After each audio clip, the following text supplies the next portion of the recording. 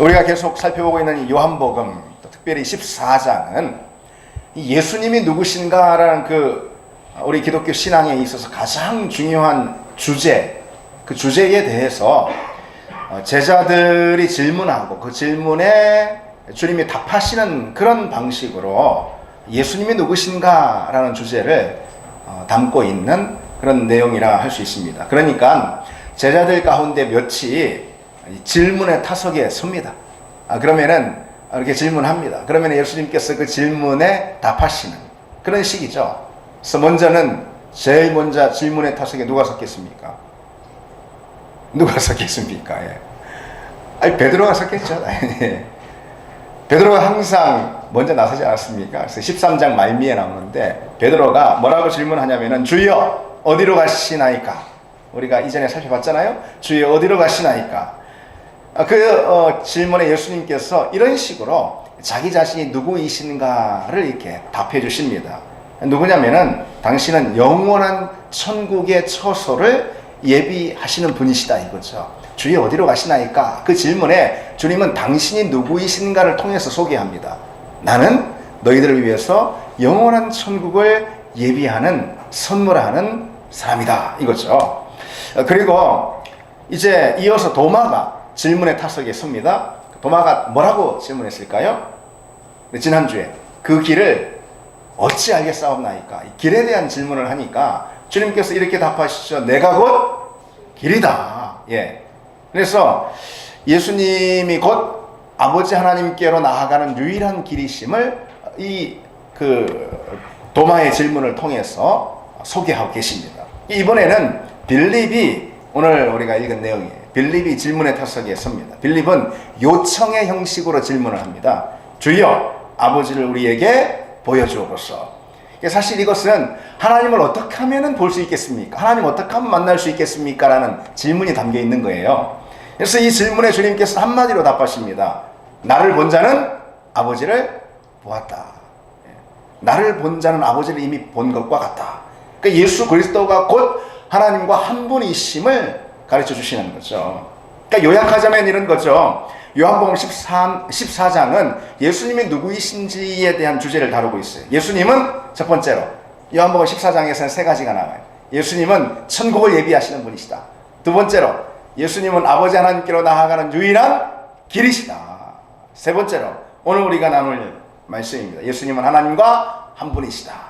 그래서 그 내용이 14장 1절로 14절까지 이어지고, 그리고 15절부터 마지막까지는 어떤 내용이냐면은 성령이 오실 터인데, 성령이 오시면은 예수님이 바로 그와 같으신 분이라는 사실을 너희들 모두에게 아주 분명하고 뚜렷하게 증거해 주실 것이다. 이렇게 증거하는 성령이 오실 거다. 그 내용이 이어집니다. 자, 오늘 본문은 베드로와 도마에 이어서 세 번째 질문의 타자로 나선 빌립의 요청으로 시작이 됩니다. 주여 아버지를 우리에게 보여주옵소서. 이 요청으로 우리가 알 수 있는 사실이 무엇일까요? 제자들은 아직 예수님을 잘 모르는 건 거죠. 그렇죠. 그러니 주여 아버지를 보여주옵소서 이렇게 하는 것입니다. 하나님이 누구십니까? 하나님이 예수 그리스도 당신의 아들을 이 땅에 보내셨잖아요. 예수 그리스도가 곧 하나님의 아들, 다시 말해 하나님의 본체 하나님이신 거죠. 그런데 그 예수님을 앞에다 놓고 아버지를 보여주옵소서, 하나님 보여주옵소서 하니까요. 이 빌립은 아직 모든 제자들도 마찬가지. 아직 예수님 누군지 모르는 거예요. 예수님을 그저 하나님의 구원의 메신저 정도로만 이렇게 생각하는 거죠. 제자들은 예수님을 메시아, 다시 말해서 하나님께서 우리에게 허락하신 구원자 정도로만 그렇게 생각을 한 것입니다. 예수님이 사실은 하나님의 자기 계시이신데 그건 모르는 거예요. 예수 그리스도는 하나님의 아들이시고 그리고 하나님의 본체이십니다. 하나님은 우리에게 당신을 계시 보여주시기 위해서 예수 그리스도를 보내주시는 것이죠. 그러나 제자들에겐 아직까지 그런 이해와 믿음까지 이르지 못했던 거죠. 그래서 주님이 너희가 나를 알았더라면 내 아버지도 알았으리로다. 이제부터는 너희가 그를 알았고 또 보았느니라. 나를 보았으니까 그를 보았다. 이렇게 말씀하십니다. 그리고 이러한 강조의 말씀들은 요한복음 곳곳에 등장하는데요. 본래 하나님을 본 사람이 없으되 아버지 품속에 있는 독생하신 하나님이 나타나셨다. 예, 예수 그리스도를 통해서 나를 보는 자는 나를 보내신 이를 보는 것과 같다 그랬습니다. 그리고 내가 아버지 안에 거하고 아버지께서 내 안에 거하시느니라 이렇게 말씀하십니다. 그러니까 예수님이 하나님과 하나이심을 강조하시는 거죠. 오늘 본문은 예수님이 과연 하나님이심을, 그래서 예수 그리스도를 믿는 것이 곧 하나님을 보는 것임을 말씀해 주고 있는데요. 근데 그 예수님의 답변은, 예수님의 말씀은 빌립의 이러한 그 질문이 섞인 요청, 그 요청으로 예수님의 아까 말씀드린 그와 같은 답변이 나온 거잖아요. 빌립의 어떤 요청이요? 주여 아버지를 우리에게 보여주옵소서. 그리하면 뭐라고요? 족하겠나이다.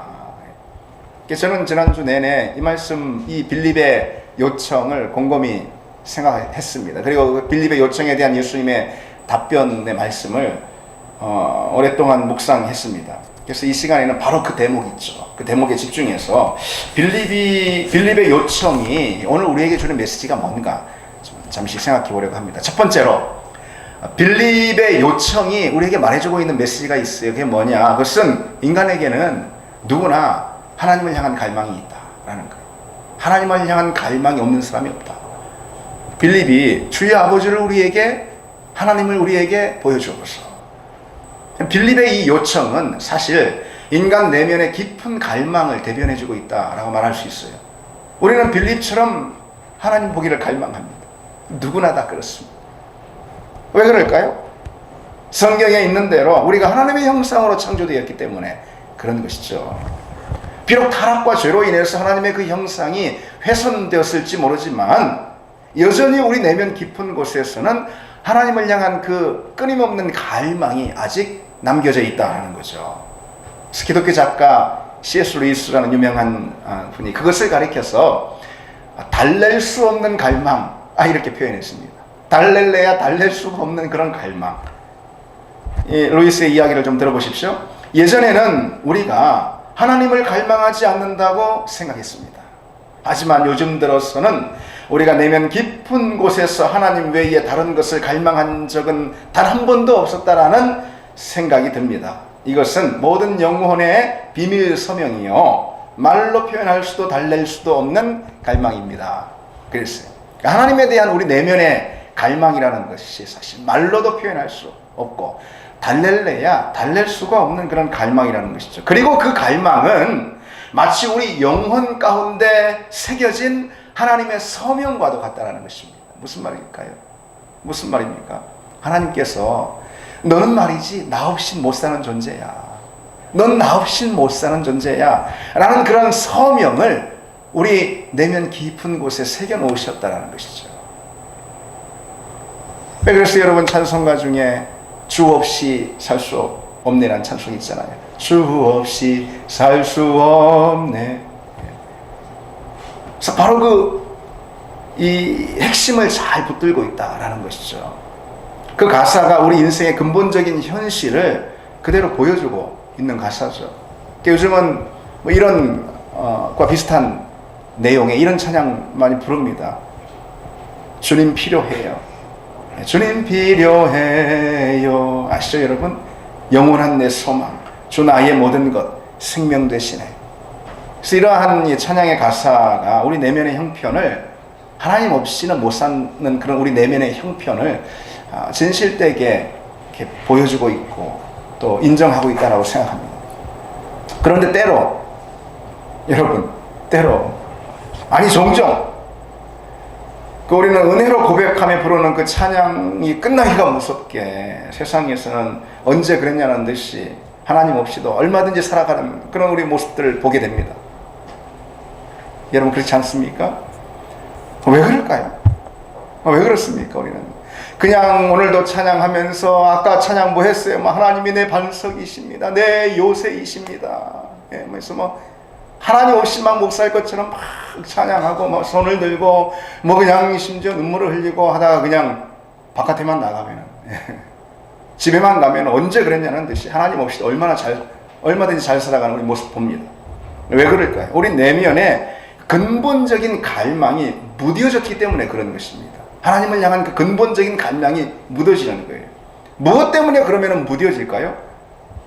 하나님을 향하도록 하는 우리 영혼의 갈망을 무뎌지게 하는 것은 다름 아니라 세상의 만족들입니다. 세상의 좋은 것들, 세상의 즐거움들, 세상의 쾌락, 세상의 물질들, 세상에서 얻는 그런 행복이나 만족들, 그런 것이 우리 내면의 근본적인 갈망을 무디게 하고 둔하게 만들기 때문입니다. 신학자 마르바 던이라는 사람이 있는데 이 사람의 이야기를 또 한번 들어보세요. 우리의 내면 깊숙한 곳에는 완전은 하나님이에요. 완전을 향한 갈망이 있습니다. 그러나 우리 문화에 산재한 온갖 매춘부들은 이러한 갈망을 만족시키려고 경쟁하고 있습니다. 그러나 하나님의 임재를 경험하는 거룩한 시간만이 우리의 공허함을 채울 수 있습니다. 하나님을 향한 갈망을 세상의 온갖 매춘부들이 대신하려 경쟁하고 있는 현실이라는 것이죠. 이게 무슨 말입니까? 여러분, 돈이나 쾌락이나 성공이나 세상의 즐거움들이 하나님을 향한 갈망과 그로 인한 만족을 대신하는 그런 경우가 있다면 바로 그것이 매춘부라는 것입니다. 그럴 때 사실 우리가 얼마나 많습니까? 우리가 누리는 만족이나 즐거움, 우리가 얻는 돈이나 성공은 사실 영적인 매춘부와 다름없다라는 것이죠. 우리는 그것과 영적 음란에 빠져 있는 것입니다. 아니, 그냥 우리가 세상에서 즐거움을 얻고 세상에서 만족을 누리고 행복을 얻고 그 자체가 영적 매춘부가 아니고, 하나님 없이 그런 것들로 우리 만족을 채우려 할 때 사실 그 대상들은 무엇이 됐든 아무리 고상한 것이 됐든 그건 다 영적 매춘부고 우리는 영적 매춘 행위를 하는 것과 같다라는 것입니다. 돈이 하나님을 향한 우리의 갈망을 잊게 만들 때, 세상의 즐거움이 하나님의 임재를 향한 우리 갈망을 누그러뜨릴 때, 우리가 하는 여러 일들이 예배나 기도에 대한 우리의 갈망을 빼앗아 버릴 때, 그때 우리는 영적인 음란에 빠져 있는 것입니다. 마치 자기 아내와 있을 때보다도 정부와 놀아나는 것을 더 좋아하는 것과 같은 그런 영적인 외도를 우리가 저지르고 있다는 것이죠. 여러분, 표현이 좀 심합니까? 근데 그렇지 않아요.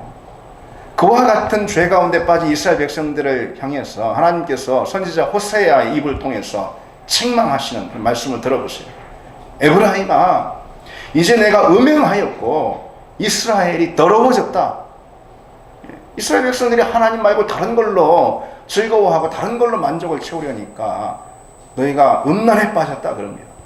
하나님을 향한 갈망을 무디게 만들고 하나님을 향한 사랑을 식게 만드는 것이 무엇이라도, 그것이 아무리 좋고 고상한 것이라 하더라도 그건 곧 매춘부에 불과하며 그것을 빠지는 것은 영적인 음행이라는 것입니다. 그 영적 음행의 결과가 무엇입니까? 세상의 만족을 쫓아 우리 인생을 계속해서 그런 식으로 소비하다가 결국은 그 잠깐의 즐거움들이 다 사라질 그때에 우리 인생도 사라지는 그 즐거움과 함께 사라져버리고 만다는 것이죠. 영적 음행은 우리 인생을 그야말로 폐허의 잿더미 가운데 파묻히게 합니다. 여러분, 그래서 이 사실을 기억하는 것이 일단 중요합니다. 이 사실을 기억하는 것이, 우리는 어떤 존재냐면은 하나님 외에 다른 어떤 것에도 만족을 얻지 못하는 존재로 하나님이 그렇게 창조 때부터 설계하셨어요. 그렇게 우리가 만들어졌어요. 그래서 솔로몬은 세상에서 온갖 것 다 바라는 그것을 또 다 소유하고 누리는 사람이잖아요. 우리와 다른 점이 바로 그거예요. 우리는 온갖 것을 다 바라는데 바라는 만큼 누리진 못해요. 그러나 솔로몬은 바라는 대로 누렸던 사람이 사실이에요. 인생이 짧아가지고 다 누리지 못했을 뿐이지 바라는 것을 다 누렸던 사람. 그럼에도 불구하고 결국 그 모든 것의 헛됨을 절실히 고백하지 않습니까? 헛되고 헛되다 하면서. 그래서 세상에서 채우는 모든 만족은 결국 불만족을 낳는다라는 거, 이 솔로몬의 고백을 통해서 우리는 확인하게 됩니다. 그것이 우리 인생의 문제인 거예요. 사실 우리 인생의 정말 문제가 뭐냐, 참담한 문제가 뭐냐, 우리가 얻는 만족들이 더 큰 불만족을 생산한다는 거예요. 항상 무슨 갈증 날 때 바닷물을 마시는 것처럼 말이죠. 하나님 없는 세상의 모든 것들, 그것이 설령 의미 있고 가치 있는 것이라 하더라도 결국 공허만을 우리에게 남기게 됩니다. 왜요? 우리 안에 하나님을 향한 갈망이 우리 폐부 가운데 심겨져 있기 때문에 그렇습니다. 하나님께서 마치 영혼의 도장처럼 새겨놨기 때문에 그렇습니다. 우리가 그렇게 설계되었고 그렇게 만들어진 존재라 그렇다는 것이죠. 전도서는 사람들에게 영원을 사모하는 마음을 주셨다 그랬어요. 하나님을 사모하는 마음을 주셨다 이거죠. 그래서 하나님은 우리가 하나님 안에서만 만족할 수 있도록 우리를 빚으셨습니다. 그래서 유명한 신학자 어거스틴은 당신 안에서 쉼을 찾기까지 우리 마음은 안식을 얻지 못합니다. 그렇게 고백한 바 있습니다. 여러분, 오늘 빌립이 주여 아버지를 보여주옵소서 그러지 않았습니까? 이 빌립의 요청이 실은 우리 내면의 깊은 곳에서 매 순간 일어나는 갈망이라는 사실을 우리가 잊지 말아야 합니다. 빌립처럼 사실 우리가 그것을 세상의 온갖 세상의 여러 분주한 것들로 인해서 우리 일들로 인해서 세상의 온갖 즐거움들로 인해서 우리가 그것을 발견하지 못할 뿐이지 우리 안에 그런 영적인 깊은 내면의 갈망들이 있다는 것이죠. 하나님을 만나고자 하는, 하나님 보고자 하는 그 갈망이 매 순간 우리 마음 가운데 일어나고 있다는 그 사실을 여러분 놓치지 마시기 바랍니다. 그게 신앙생활이에요. 세상의 매혹적이고 요란한 매춘부들로 인해서 하나님을 향한 자기 내면의 갈망에 반응하지 못하는 것, 그것처럼 불행한 일도 없어요. 그 갈망과 그 갈망으로 인한 응답, 갈망이 있어야 응답이 있는 거죠. 갈망과 그 갈망으로 인한 응답, 그것이 우리 삶 가운데 매일매일 일어나가지고 우리 영혼을 풍성하게 하나님으로 채우는 그런 만족이 여러분에게 있길 바랍니다. 둘째로 이 빌립의 요청 다시 볼까요? 우리에게 이 빌립의 요청이 주는 메시지가 뭘까요? 그것은 하나님을 보면은 더 바랄 게 없다라는 것입니다. 하나님 보면은 더 원하는 것이 없다라는 거예요. 오늘 빌립의 요청을 다시 볼까요? 빌립이 이르되 주여 아버지를 우리에게 보여주옵소서 그리하면 족하겠나이다 그랬어요. 근데 이 공동번역 성경은 이것을 이렇게 번역하고 있습니다. 주님, 저희에게 아버지를 뵙게 하여 주시면은 더 바랄 것이 없습니다. 이 표현이 좀 더 와닿죠? 하나님을 내게 보여주시면 더 바랄 것이 없습니다. 더 원할 것이 없겠습니다. 이런 거죠. 물론 아버지 하나님을 보여달라는 이 빌립의 요청은 적절하지 않은 것이었습니다. 왜냐하면 지금 하나님의 아들이신 예수님을 앞에 두고 그런 요청을 하니 그게 적절한 요청은 아니잖아요. 그렇죠? 근데 빌립이 아직 주님의 누구이신지 알지 못했기 때문에 그런 거예요. 그러나 빌립의 요청이 오늘 우리에게 주는 메시지가 있는 건 분명해요. 다름 아닌 빌립의 이 말만큼은 틀림없는 사실이라는 거예요. 빌립의 이 말만큼은 틀림없는 사실이에요. 주님, 저희에게 아버지를 뵙게 해주시면 더 바랄 것이 없겠습니다. 이 말만큼은 틀림없는 사실이잖아요. 하나님 아버지를 보면은 더 바랄 것이 없게 되는 게 당연합니다. 그렇지 않겠습니까? 하나님을 보고 하나님 만나고 또 하나님을 체험하는 것은 더 바랄 것이 없을 정도로 놀라운 은혜고 또 우리의 기쁨이고 그리고 또 우리가 다 누릴 수 없는 그런 놀라운 영광이 되는 거 아니겠습니까? 그래서 하나님 보게 되면은 하나님 만나게 되면은 더 원할 게 없습니다. 이런 고백이 탄성이 절로 나오게 된다는 거죠. 여러분, 저는 빌립의 이 요청의 대목에서 즉시로 복음서에 있는 이 장면이 떠올랐습니다. 그 예수님과 제자들이 가이사라 빌립보를 떠나서 가이사라 빌립보라는 장소가 있습니다. 거길 떠나가지고 엿새 후에 다볼산에 올라가는 그런 장면입니다. 그러니까 주님은 특별히 베드로와 요한과 야고보를 데리고 다볼산에 올라가셔서 어떤 일이 있었냐? 그 얼굴이 해처럼 빛나는 그런 영광의 모습으로 변모가 되시는 그런 장면이 기록되어 있습니다. 그래서 그것을 가리켜서 변화산 사건이다 그럽니다. 다볼산에서 있었던 예수 그리스도의 어떤 광채로 변하는 하나님의 임재로 충만하게 산 전체가 넘치는, 그래서 변화산 사건이라 그럽니다. 그 변화산 사건에서 주목할 점이 있어요. 그것은 가이사라 빌립보의 여정 바로 다음에 그 변화산 사건이 나온다는 것입니다. 가이사라 빌립보가 그러면 어떤 곳인가? 그것은 말하자면은 요즘식으로 말하자면은 초현대식 도시였습니다. 시골 어부 출신인 제자들의 눈을 휘둥그레게 할 만큼 거대한 로마의 건축물들이 절비하게 놓여 있는 그런 도시였어요. 그래서 여태까지 보지 못했던 그런 호화로운 도시, 제자들이 보지 못했던 그런 곳이었습니다. 또 곳곳에 아주 웅장한 이 가이사랴 빌립보에서 판이라는 신을 믿었어요. 판신. 예. 판을 흔들어 놓는다 그래서 판신은 아닙니다. 예. 판신을 믿었어요. 근데 판신 신전을 어마어마하게 정했습니다. 그래서 그들의 눈을 압도했어요. 그처럼 제자들은 불과 엿새 전에 멋진 세속도시와 그 문명을 접하게 된 것입니다. 아마도 제자들은 가이사랴 빌립보에서 이 세속도시의 화려함에 그 마음이 흔들렸을 거예요. 그로 인해서 주님을 쫓는 우리의 삶은 어떤가? 이거 너무 초라하지 않나? 아마 그런 생각도 했을지 모르겠습니다. 바로 그러한 생각들로 가득 차 있는 이 제자들에게 주님께서 이들을 이끄시고 변화산으로 올라가신 것입니다. 그리고 그보다 더 놀라운, 아니 그에 비할 수가 없는 하나님의 영광, 임재의 그 놀라움을 맛보게 해주신 거예요. 변화산에서. 변화산에서 경험한 주님의 영광의 모습, 그리고 하나님의 그 임재의 자리, 이것은 가이사랴 빌립보서에서의 그 세속적인 화려함, 그 경험과는 비교도 할 수 없는 것이죠. 그래서 베드로는요, 그게 놀래가지고 변화산에서 그냥 말하자면은 아연실세 해버립니다. 아연실세 해버립니다.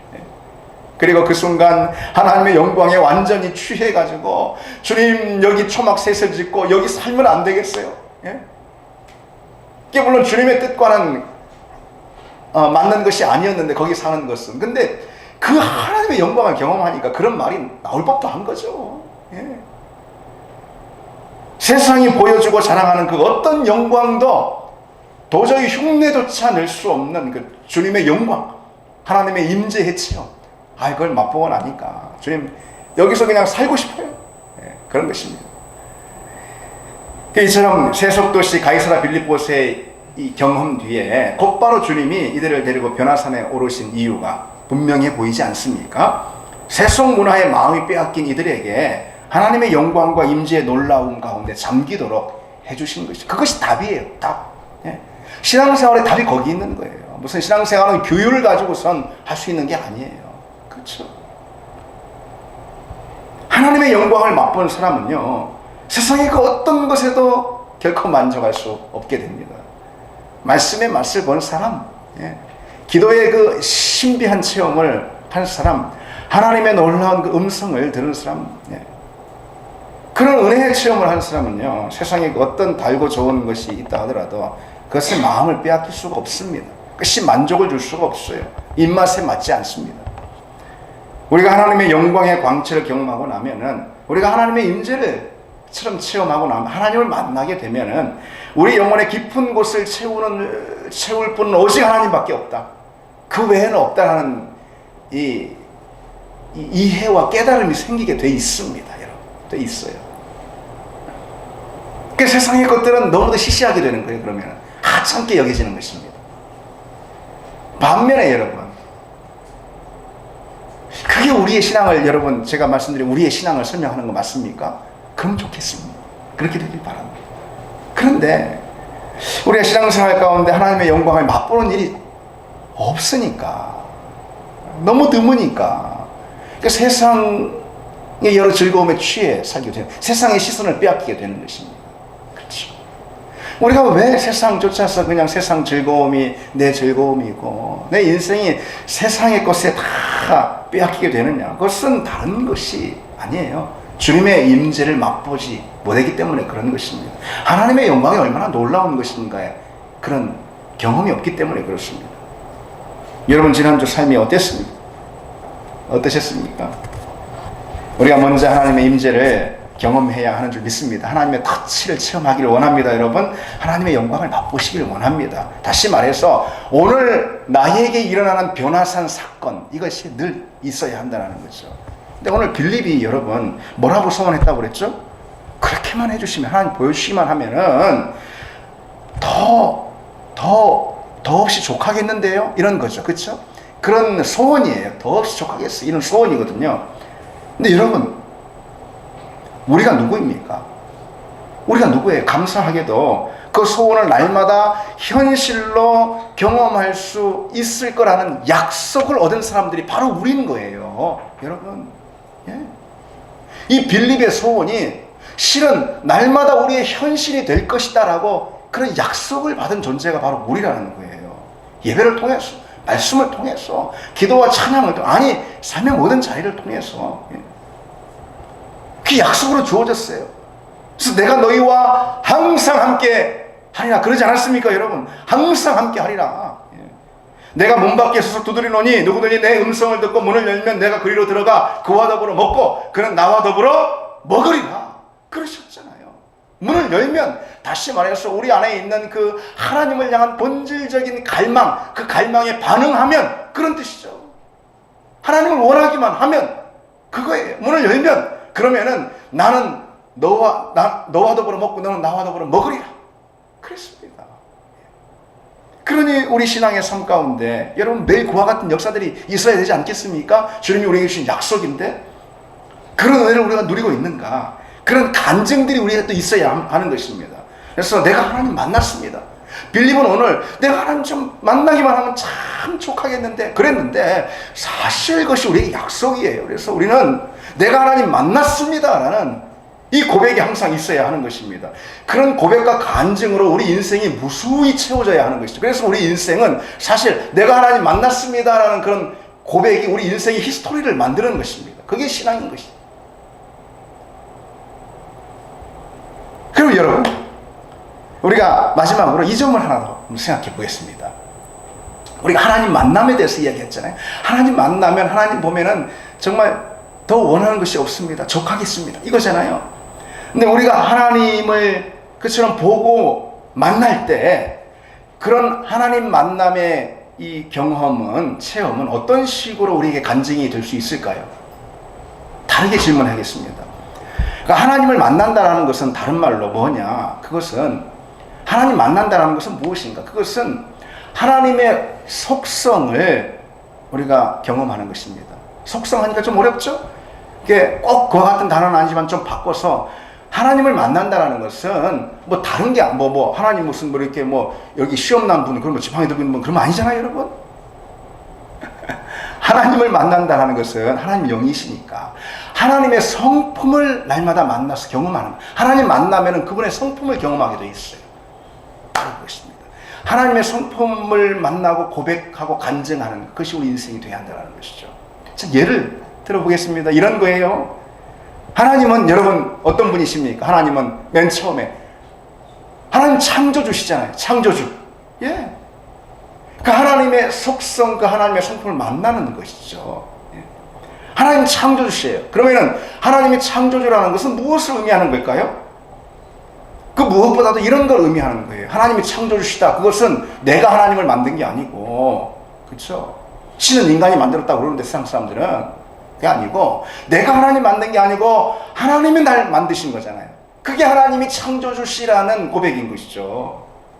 그래서 그분이 날 만드셨기 때문에 우리는 그분을 내 뜻대로 조종할 수 있는 게 아니에요. 내가 만든 게 아니잖아요. 그분이 날 만드셨어요. 그래서 그분을 우리 생각, 우리 계획, 우리 소원에 가둬둘 수가 없는 것입니다. 그분은 창조주예요. 하나님은 절대로 내 작은 뜻에 끼워 맞출 수 있는 그런 분이 아닙니다. 그분은 창조주시고 우리는 피조물이니까.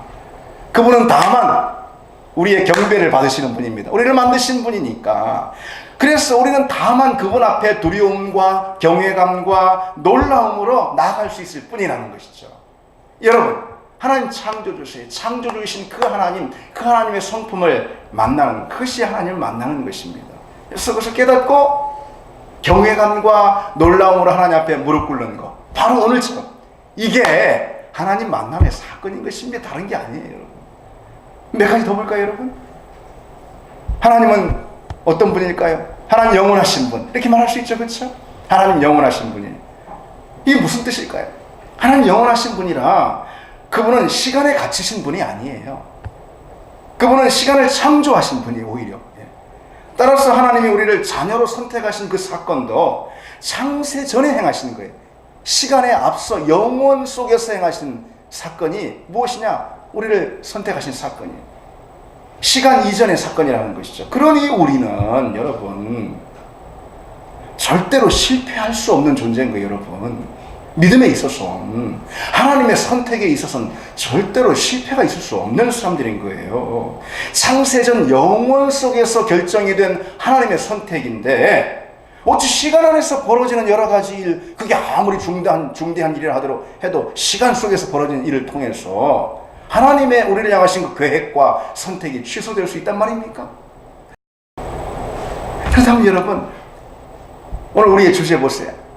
하나님을 만난다는 것이 무엇입니까? 바로 그런 하나님이심을 우리 삶 속에서 깨닫고 고백하는 거예요. 그리고 그런 하나님이시니 얼마나 감사해. 그렇죠? 감사의 간증이 있는 것입니다. 여러분 그런 한 주로 만드시기 바랍니다. 예, 시간도 있는데 뭐 또 좀 더 보죠. 뭐 좀 더 볼게요. 하나님 또 어떤 분이야? 하나님 광대하시고 전능하신 분이잖아요. 그렇죠?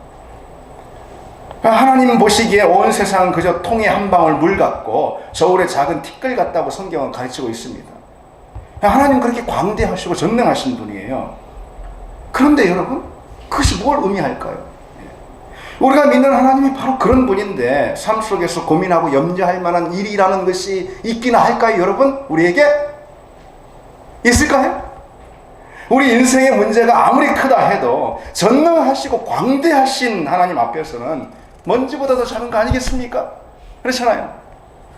하나님을 만나면은 그래서 태산 같은 문제 앞에서도, 아니면은 깊은 고통과 절망 속에서도 바로 그런 고백, 감사의 고백, 오히려 희망과 소망의 고백이 나오는 것입니다.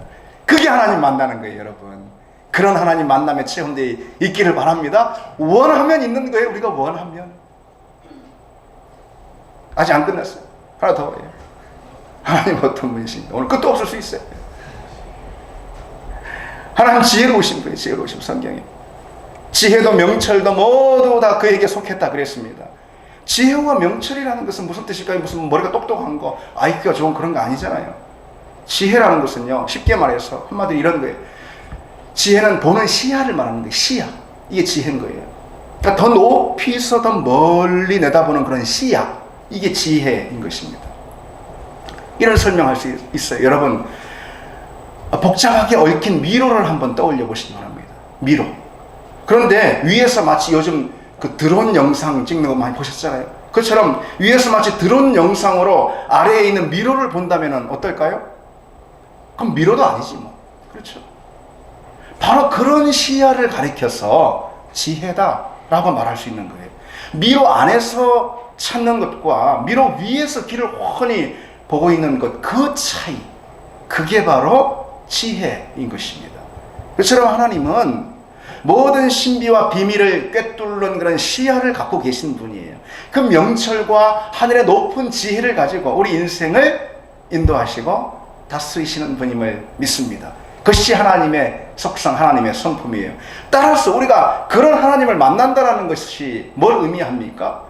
그런 하나님으로 인해서 우리가 감탄하고 감사하고 하는 고백과 간증들이 당연히 그 이유로 일어나지 않겠습니까? 그런 하나님을 또 우리가 우리 삶 가운데서 바라야 되는 것이죠. 소원해야 되는 것이죠. 갈망해야 되는 것이죠. 지혜의 하나님을 갈망해야 되는 거예요. 그러면 하나님 우리를 그렇게 지혜로 만나게 해주실 줄 믿습니다. 그러면은 우리는 하나님의 지혜가 얼마나 놀라운가요? 감탄하는 간증이 있는 거예요. 한 가지 더. 보너스로 한 가지 더 해요, 여러분. 하나님은 어떤 분이실까? 이거 빼놓을 수 없어요. 하나님은 선하신 분이에요. 제가 말씀드린 하나님의 이 성품들이 다 성경에 나오는 거잖아요. 그렇죠? 하나님 선하신 분이에요. 그분은 선하시기 때문에 항상 좋은 것들로 채워주시는 거예요. God is good. 그러니까 항상 그분이 움직이시는 곳에, 그분이 임하시는 곳에는 good things만 있게 돼 있어요. 남게 돼 있어요. 우리가 구할 때 하나님은 그분의 성품을 따라 주시는 거예요. 하나님이 악한 신이라면 우리에게 뱀도 주고 돌도 주시오. 하나님 그런 분이 아니라는 것입니다. 하나님 선하신 분이에요.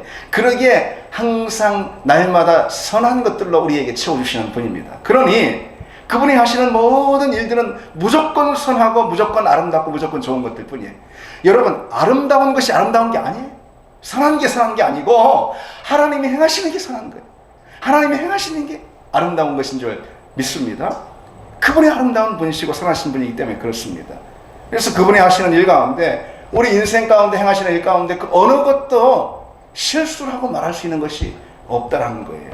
어느 것도 유익하지 않거나 나쁜 것이 하나도 없는 하나님 선하신 분이에요.